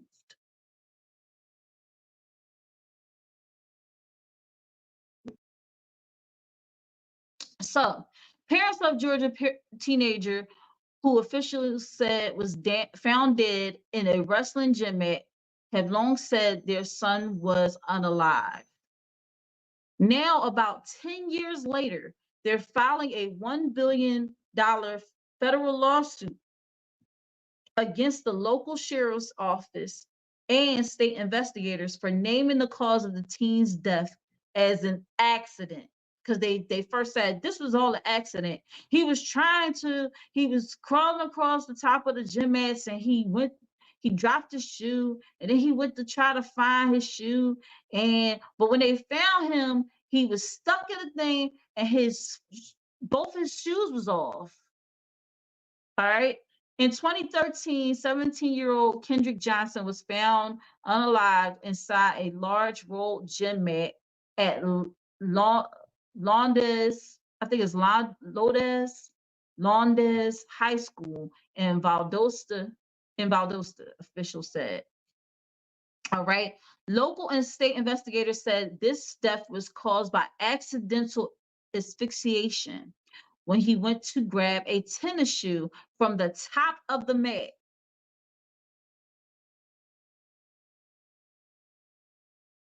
Y'all, for real? An investigation by the U.S. Department of Justice also closed in 2016 when federal investigators found insufficient evidence to support federal criminal charges, according to a DOJ news release at the time. Background on the case is also described in the lawsuit. When the teen, who was referred to as KJ in the lawsuit, was found in the gym mat, he was in a pool of blood, according to the lawsuit. He also had cuts on his face and hands, the lawsuit says. While funeral arrangements were made for Kendrick, his brain and organs were missing from his body following his autopsy and caused concern. No crap. In regards to the closing of the second investigation by the sheriff's office, the lawsuit says a diagram depicting Kendrick's fall labeled the gym mat as having a 14-inch opening. Kendrick's shoulder width, it was 19 inches. So how is he going to fit into this gym mat by falling into it?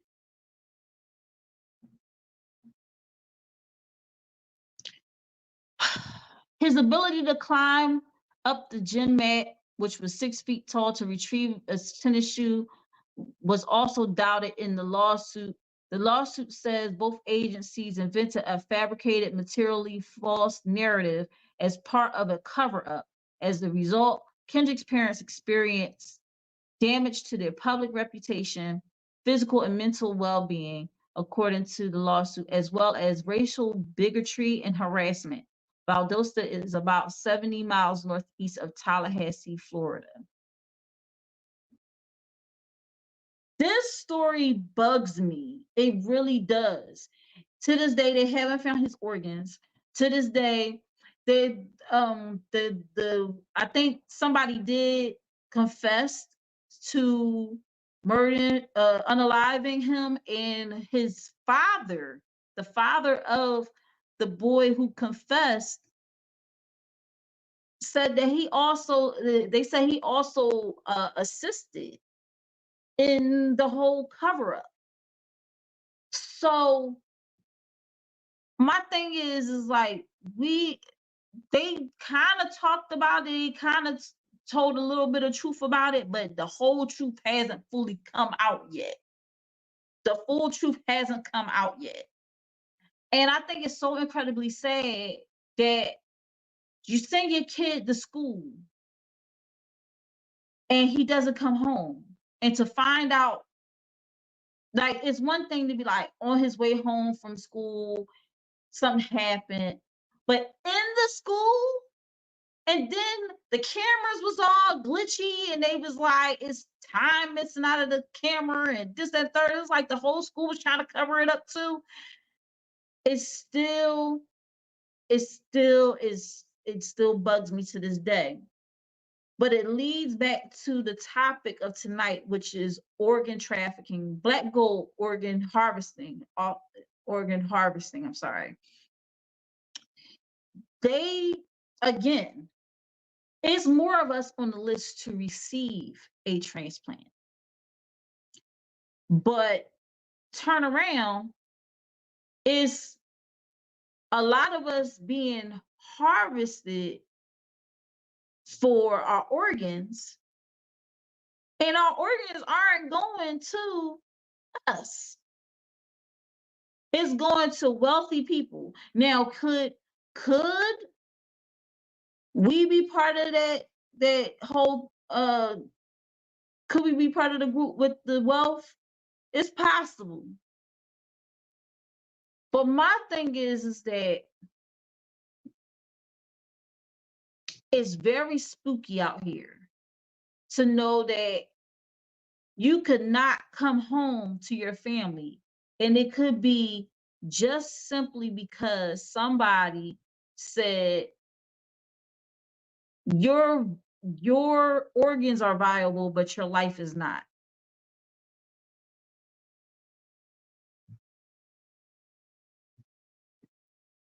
Your organs are viable to me, but your life, I don't care about. Whatever. I don't care if you're a son, a daughter, a mother, a father, a sister, a brother, best friend, wife, husband, don't care. We want your organs. And I really wanted to shine a light on this topic because there's too many of us disappearing. Y'all really gotta be paying attention to this stuff, because this is not normal. This is not normal. It's a large number of people disappearing. It is not.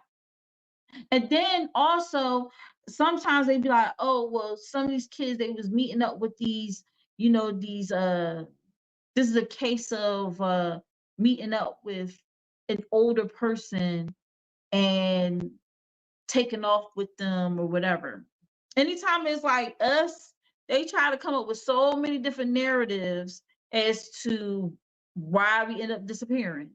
Oh, well, they ran away, just like the guy said in the video. Oh, they ran away, or they joined a gang, or hold out. They might come home, or maybe they just don't want to be found, or or did they meet somebody online and go meet up with them? Like, it's all these different things, and to make it seem like it's not an urgency. And so they hold off on searching for the person. They hold off on, they use all the research sources for anybody else, but when it comes to trying to find one of us, it's like, oh well, it is what it is, right? So organ harvesting, it is definitely a bad thing. They do it in a lot of different situations. You could be at the hospital on your last breath. They asking your family, "Hey, how's their organs? The organs good?" I don't want to say they take it as far as preventing or not performing life-saving measures so that they can get the organs. I think that's a little bit of a stretch for me to even say, because sometimes people have a DNR and they don't want to be resuscitated. Some people, you don't know what the situation is. You don't know what the situation is, and you might never even know because of HIPAA. Then you got the situations of the people being in prison. And a lot of these guys that go off to prison, they pump up women too. They pump up, they are working out and stuff like that. They're always getting tested, they're always getting something with them. And they pass away, the prison got first dibs on their bodies. You got people getting unalived for their organs, human trafficked, and then when they pass away, they say, "Oh, I can still make money off of them. I can just harvest their organs." So many different situations. That's why I said next week I'm doing a lighter topic, because this was a lot, honey. This is a lot. All right. This is a lot to process. And tomorrow, I'm so glad that we're doing the game show, because, oh my goodness, I need a break from this very serious topic. So let me go to the comments really quickly. Oh, wait a minute. Hold up. Daryl said, yeah, I saw that one. I think you talked about the human trafficking episode. He said he's thinking on that one. Then you got Slim Jim, who said, let him know, LaShia. Diddy's. First off, thank you, Slim Jim, for joining in. I love the fact that you support me and that you're here on the live and you are tuning in. Thank you so much. Diddy's is in the building. She just celebrated a birthday. Hey. Just celebrated a birthday. She said, hey, fam. She said, I remember this sad. They tried to cover it up. That's crazy. Don't make sense. Like, even if you don't put yourself on the list as a donor on your ID, they still will find a way to come and get you sad. And say, yeah, they always make up lies on us. They don't like us, and they don't give a about us. And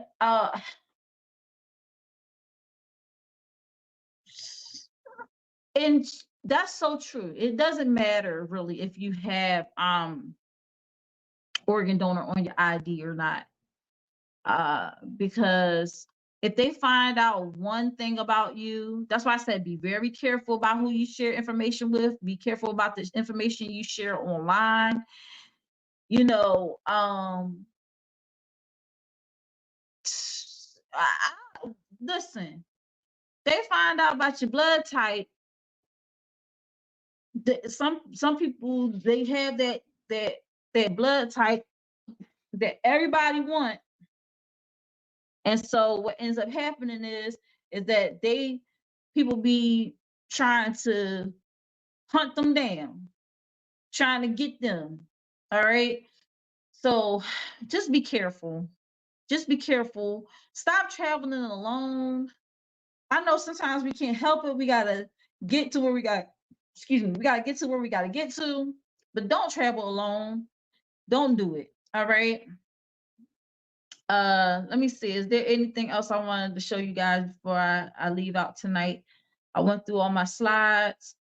I got one more video to show you, and then what I'm gonna do is we're gonna close out the hot topic.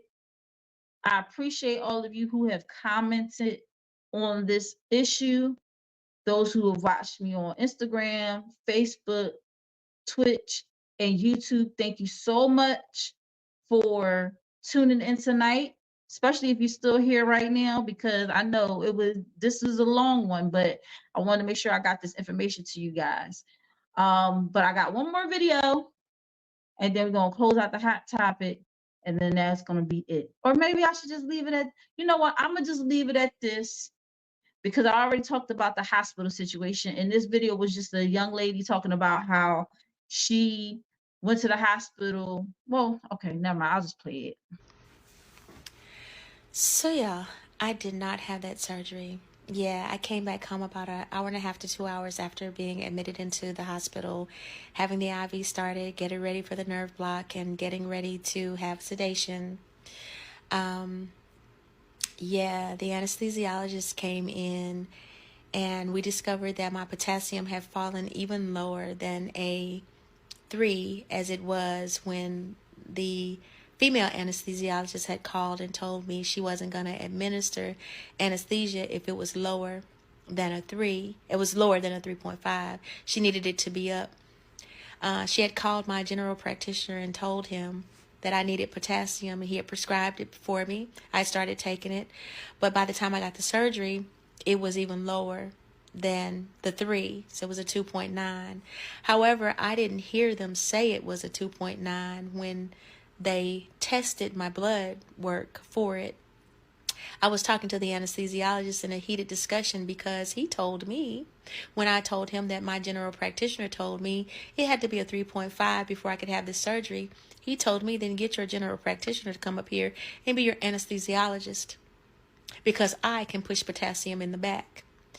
And the nurse turned and I looked on her face, and she had this crazy look in her face. And my daughter said, "But Mom, did you hear what they said the numbers were?" And I said, "No. What are they?" And it was about 4 nurses in the room along with my daughter, and everybody said at the same time, a 2.9. I said, a 2.9? Oh no. I started reaching for my gown, trying to take it off. They were like, "Wait a minute." I was like, take the IV out. We're about to go home. We're not doing this. My doctor said a 3.5. I said, "You got him involved in this. And since you got him involved in this, he had every right to tell me what my potassium needs to be. And if he says this needs to be a 3.5, then that's what it needs to be before I go to OR, and I'm not doing it. He gave me guidance, and I'm going to get up and walk out of here." So when the anesthesiologist left out, the nurse said, "I'm so glad you exercised wisdom, because we just had a man in here who they did this to, and he's fighting for his life in ICU, and we don't know if he's going to make it. Besides, I have baby veins." And when I told my doctor that he was going to try to push potassium, he said, "In your veins?" I said, "Yes." And the nurse said it was a 22 gauge in my arm. He said, "That would have blown up in your arm." He said, "That would have blown up in your body. That could have potentially been fatal." The nurse was like, "I'm so glad you exercised the wisdom to leave." My doctor said, "I'm so glad you took my guidance and left." My doctor said, "I'm so glad." My daughter said, "I'm so glad they didn't make me a motherless child." Because this is crazy. I had just signed my trust documents for her the night before. And I said, "Yeah, they might have made you a motherless child, but you would have been a rich child." You know, we laugh about it now, but it's really not funny that healthcare providers, healthcare physicians don't care about their patients. They care more about the dollar. And that's how I felt about this anesthesiologist. But then I thought about it. Was it the dollar you cared about, or was it my organs that you wanted? Because you kept asking me, how healthy was my kidney? How healthy was my heart? How healthy was my liver? And you talked about pushing potassium, and you knew my veins were too small and it was going to blow up? Yeah. So that's kind of made me fearful and scary. Like, I don't really want to have the surgery now. I don't really want to take this out of my arm now, because I can't trust you. I don't even know. I can't even trust you to protect me or to make sure I'm safe. I don't have anybody to advocate for me once my eyes are closed on that table in that under anesthesia. That's like, I have to trust you. That's it. And I can't at this point. So yeah, I'm going to write a letter to the board and to the hospital and let them know how he made me feel and the things that he said to me. But I'm out here to tell you to make sure you know your numbers. Make sure you talk to your physician. Make sure you get somebody you trust and know the numbers. Know what your numbers are supposed to be when you're going in for surgery or procedures or under anesthesia, or, under the knife, or just being sleep, period, having to have procedures, period, having to, get things done, period. Make sure you talk to somebody you trust and know the numbers, because this is scary. It's very scary. And yeah, but I do thank you guys for your prayers. I thank you for lifting me up. Continue to lift me up, because I'm now having to see specialists because the potassium has fallen even lower. It's a 2.7, and they're afraid that it may put some stress on my heart, my liver, my kidneys, my muscles, my eyesight. And so we're having to go see some specialists about it. So keep me lifted in your prayers, and as you've done before, because I thank you for that. That helped us to exercise wisdom and to get up out of there and to help me see 2024. So I thank God for that. So thank you, and deuces.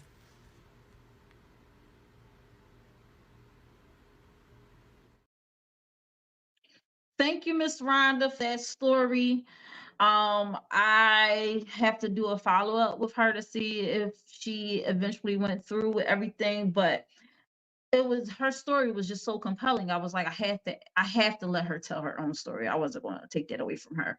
But it was just very, very, you hear all the stuff she went through, and that could have been part of my Black women in the healthcare and all of that, how the healthcare doesn't value Black women, or they, treat us wrong in the healthcare industry. I could have added that to that episode as well, but I'm glad that I added to this, because she did also touch on the whole organs and everything like that. So um just like she said, advocate for yourself. Don't just let them just tell you, oh, any old thing. Advocate for your family members. If you have a loved one that has passed on, make sure that you have that everything is there and accounted for, unless they are unless they are an organ donor. Make sure that everything is accounted for.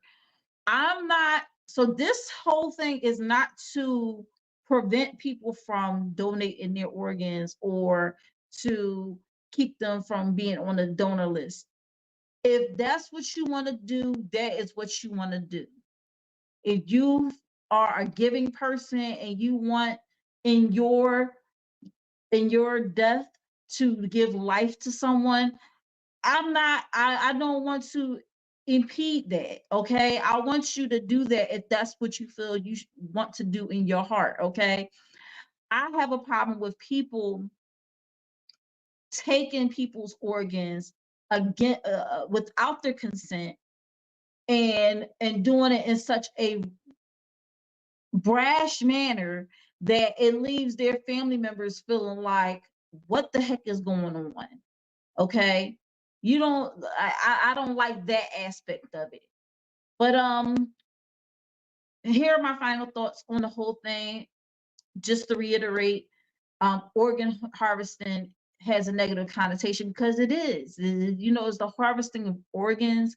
And if in the illegal, they say it's illegal, but they still don't have any, like, they have laws against it, but nobody's enforcing the laws, which then the law is kind of moot, right? If no one's enforcing it, right?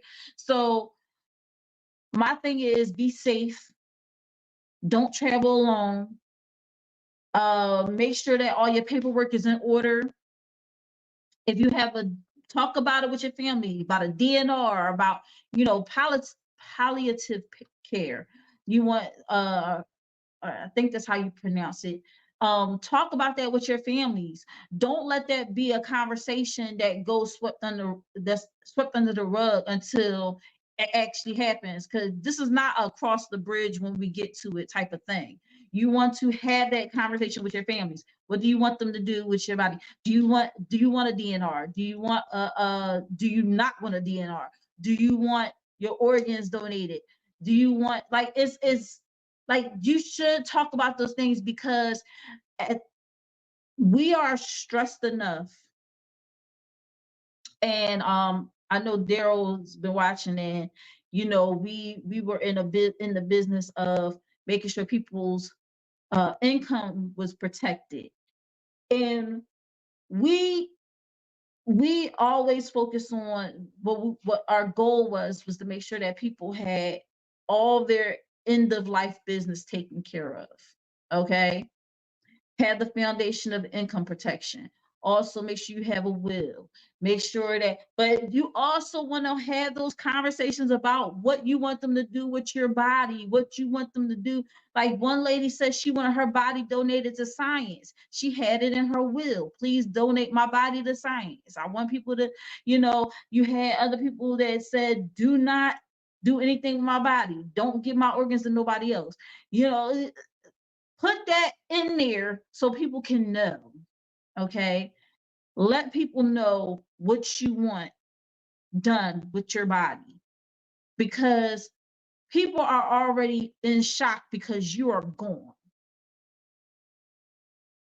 And if you have stuff like that already planned out for them, they already know the goal. You know, it still hurts them because you're gone, but at least they have a blueprint of what you want done after you're gone. And that's not just with finances, that is with you. Okay. Just found out today that a musician friend has died, has passed away. And you know, and this is coming off of me celebrating with my dad, celebrating his birthday yesterday. You feel me? So, you know, my dad told me, and then he was like, I'm glad that I went out and I did something I wanted to do for my birthday, because life is short, you know, and the thing is that, you know, 1 minute people are there and the next minute they're gone. And that's why it's so important to have these conversations, because you never know. You never know. All right. And you don't want to be that person that is left in the lurch when your loved one passed away because y'all didn't sit down and have that conversation. Tell them, if they have a problem with talking about it, tell them I said you need to talk about it. I don't hold much weight, but just tell them an angry Black woman told you to sit there and talk about these things, because we need to talk about them. It's like, you know, so many people, they be stressing after a loved one passed on because they don't know what they got to do. And we have to be the ones to make sure that all of that stuff is in order and is taken care of. So that's my final thoughts. I'm done for the night. We done hit the 2-hour mark. I did not want it to go this long, but hey, the information is out there. Make sure y'all do your own research. Don't let me be your only resource. Go out and do your research on the topic. Don't let me be your only resource. That's what I wanted to say. All right. But I do hope that you got a lot of value out of what I've shown you tonight. And I hope that y'all will have a great week, and I'll see y'all next week. Following this, once I leave the screen, we have our Tdtv music video of the week, which is called, and I hate this because my brain is not working right now, Still Riding by Ramzunkut and Graham for short. And this is an amazing song. It's been playing on radio stations all over the place. He has a video, and I was like, I gotta put it on music video of the week. And he was like, sure. So Still Riding by Graham. And then we're gonna close out the night. So y'all have a wonderful night. I love you guys. Y'all stay safe, and I will see y'all next week. All right. Let me get to this video, and then I'm gonna be going. Why it be taking so long? Now I look crazy. All right. I'm coming in hot. Hey guys, LaShia here from Think Different TV, which is every Monday night at 8 p.m. Eastern Standard Time, 7 p.m. Central Standard Time, 6 p.m. Mountain Standard Time, and 5 p.m. Pacific Standard Time. Shout out to my Tdtv fam all over the country. And I have a Tdtv exclusive for you concerning my sponsor, Euphoria Water. Euphoria Water is the cleanest, healthiest water in Philly, alkaline with minerals, no chemicals, no additives. It is good and good for you. If you're going to hydrate the right way. Get your Euphoria Water today. You can find Euphoria Water on IG under Euphoria Water. That's UPHORIAWATER. And if you live in the Philadelphia area and want Euphoria Water delivered to your home, contact Captain at 267-707-8279. And why are we in my bathroom? Well, I want to show you my new Euphoria Water shower head. There you go. It's so bright and shiny and beautiful. It took me literally seconds to set up. I just unscrewed my old one and screwed this one on. It has several different settings. You can get the jet setting. You can do the regular shower setting. It is amazing. And also to know that I have the purest water hit my body is the greatest feeling. So make sure you make this investment, because I am so happy that I made this investment. Call Captain at 267-707-8279 to put in that order, or you can hit them up on Euphoria Water on IG. I'm telling you, it's the best investment, the best thing I ever did. Hey, this is your favorite niece, Aaliyah. You're watching Think Different TV, hosted by LaShia, and this is the music video of the week. Hey, I know what it is. Gangsta Grams in the building, man. Kilograms uncovered, Mr. Global Thug, GT's in the five piece of that bad. And 80 on the beat. Splash, splash, splash. She's still riding my way. Splash, splash, splash. She's still riding my way. You put one foot on the board, another foot on the board, and we surf. She's still riding my way. You put one foot on the board, another foot on the board, and we surf. She's still riding my way. You put one foot on the board, another foot on the board, and we surf. She's still riding my way. You put one foot on the board, another foot on the board, and we surf. She's still riding my way. Too many ladies in a short lifespan make a man like Graham, son Will Chamberlain. This to play away. I go from X to the next, leave X, take YZ, go and have sex, make a quick pit stop, get some licks and some smoke, more licks, more smoke, plus rubbers to burn. This my thing. Some global thug, other level game. Back at the crib, take off your clothes and relax. Jewels, clothes, cars, hoes. Baby girl, I still drop a bankroll. Jewels, clothes, cars, hoes. Baby girl, I still drop a bankroll. You put one foot on the board, another foot on the board, and we surf. She's still riding my way. You put one foot on the board, another foot on the board, and we surf. She's still riding my way. You put one foot on the board, another foot on the board, and we surf. She's still riding my way. You put one foot on the board, another foot on the board, and we surf. She's still riding my way. And I ain't got HD, I strictly cock block B, homie, she chose me. So how you wanna handle it? Like a gentleman? Or we can get into some gangster shit. Otherwise, kick rocks and keep it pushing. The Enterprise GTs, homie, we steady moving. That's motion, nigga, like the ocean. 7 Seas International coasting. Jewels clothes, cars hoes. Baby girl, I still drop a bankroll. Jewels clothes, cars hoes. Baby girl, I still drop a bankroll.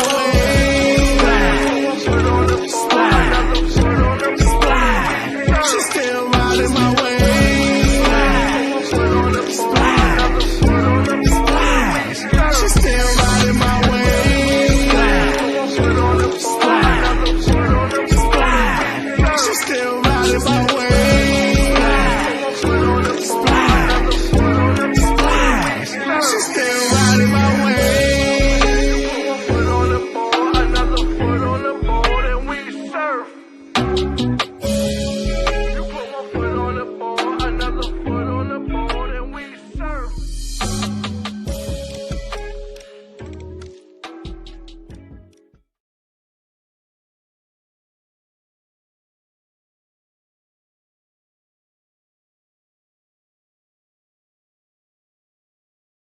How do you start budgeting when you are already behind?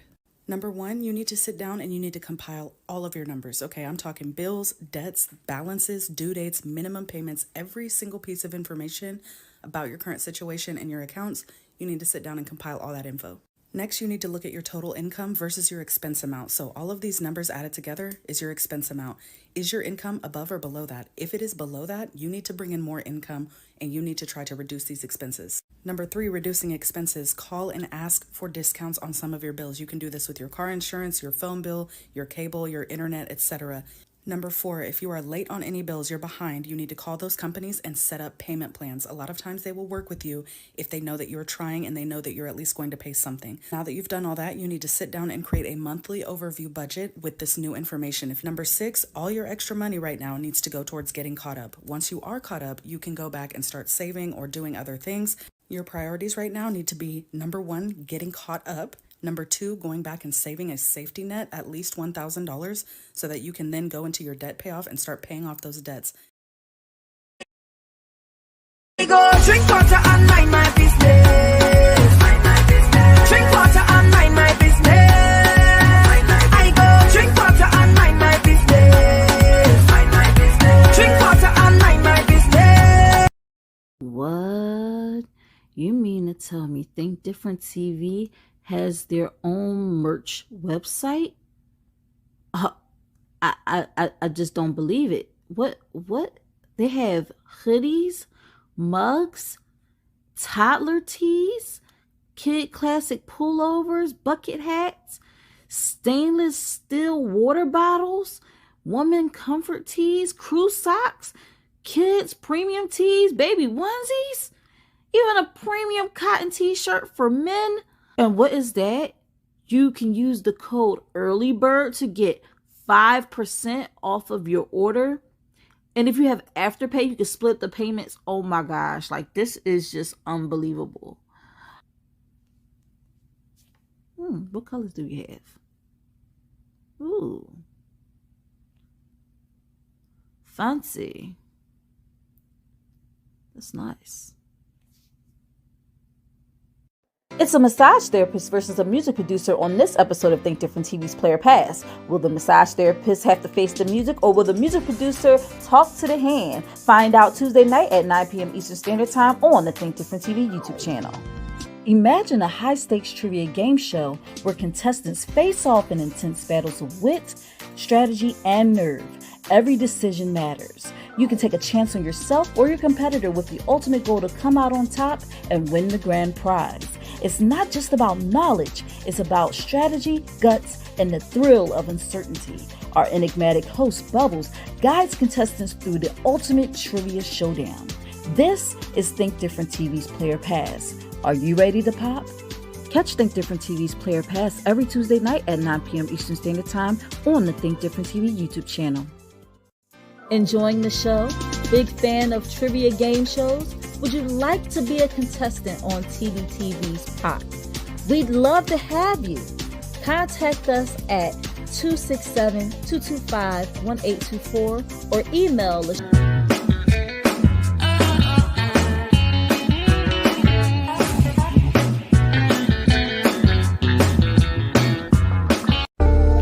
Think Different TV, live every Monday night at 8 p.m. Eastern Standard Time. Hosted by me, your girl LaShia. Join me as I discuss social topics, spotlight independent artists, and share financial tips. Join the conversation. I want to hear what you have to say. Think